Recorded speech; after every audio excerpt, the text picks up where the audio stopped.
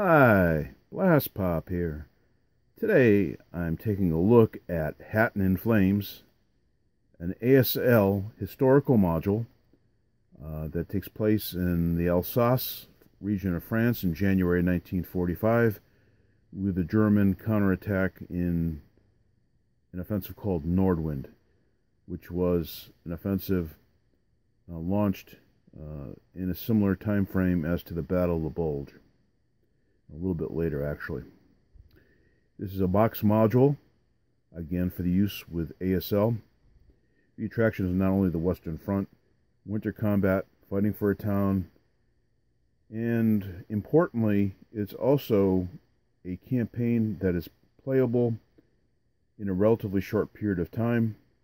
It's sort of the introductory campaign, sort of supplanting, in some ways, Operation Pegasus, which was published by Avalon Hill before they departed the war game business. This module includes a map, rules for the campaign. You need the advanced squad leader rules, and you would need GI, not GI Anvil Victory, but Yanks, and along with Beyond Valor to be able to play this module. It's about a 1.5 inch thick box and gives you a sample of what the map looks like, and its medium solitaire suitability and of high complexity. If you're playing ASL, I'm sure you already realize that.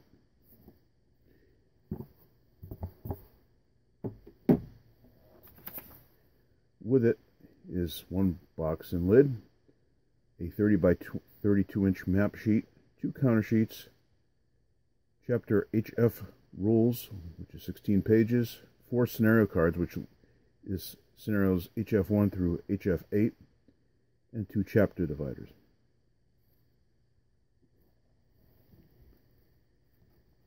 Standard rules presentation.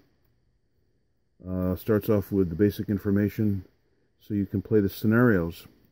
You don't have to play the campaign, although I think the main attraction for most people would be playing one or more of the campaigns included in the set. I believe there's 2. But it goes and explains, for instance, it's out of season orchards, some general information about the forces, buildings. A couple of the churches, I believe, have steeples. So, about that information. And then it quickly goes into the campaign games, campaign rules, scenarios, how you implement it. Nothing new here for people who are familiar with Advanced Squad Leader. Initial American Order of Battle, initial German Order of Battle, special rules, and then the second campaign goes into the details about that. Escape table, interesting.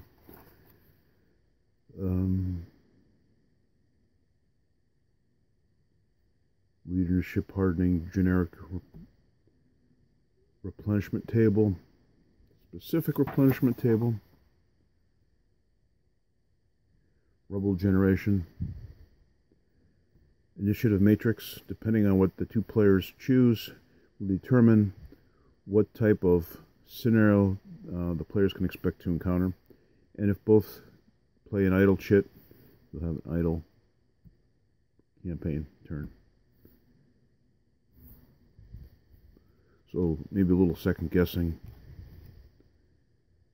depending how desperate you are. Now you purchase your forces, so the Germans get to purchase reinforcements based on the campaign date and the cost of the particular forces that they wish to purchase. Our roster to keep track, there's 5 campaign days. Likewise for the American, you also have forces that are available to them for purchase. And then you have a overview map for planning purposes and denoting the front line. It's recommended you photocopy that before play. A half counter sheet of system markers used to denote the front lines, burned out wrecks, fortified locations, extra markers you might need. The German campaign organizer keeps track of their various forces, casualties, setups, losses, malfunctions, etc. Likewise, for the American, there's a second one of these in the box, one for each player. They're duplicates. 8 scenarios, HF1 through 8. Typical Advanced Squad Leader presentation that you're probably familiar with. A nice little picture to set the scene, background information, victory conditions, forces available, special rules, aftermath, map, areas in use. Red denotes the area that's actually used in this scenario.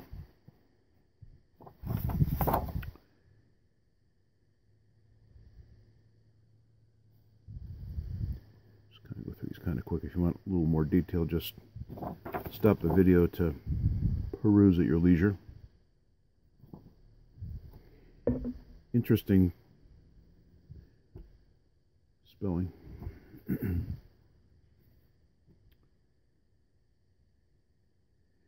what I understand, these scenarios are very well balanced. People are saying that the scenarios in this package are among the best balanced for any game that is part of a campaign series. So, for instance, Red Barricades is an example for the Pegasus Bridge, and so on and so forth. So the scenarios are really well done, well balanced, well play tested.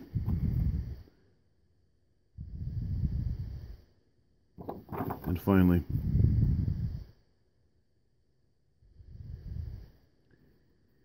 the big counter sheet.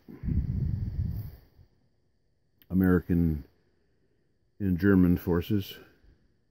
I suspect that if you are an aficionado of ASL over the years and you've picked up several modules and such, you may or may not need to actually punch out these counters, because you probably already have them in sufficient quantities. But if not, there's some extras to be used. And then finally, that duplicate campaign organizer that I alluded to before. The map, which is underneath this, give you a sense of what it looks like. Very nicely done. I'm not a big fan of winter maps, but it does capture the feel nicely. Very well done.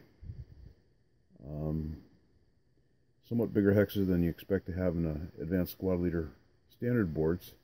So there's a little more room to work with, so you don't drop and knock over your counters.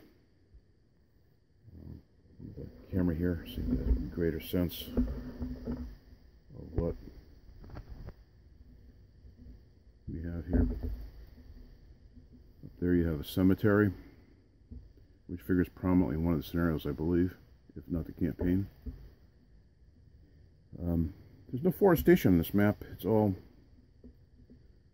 orchards and groves.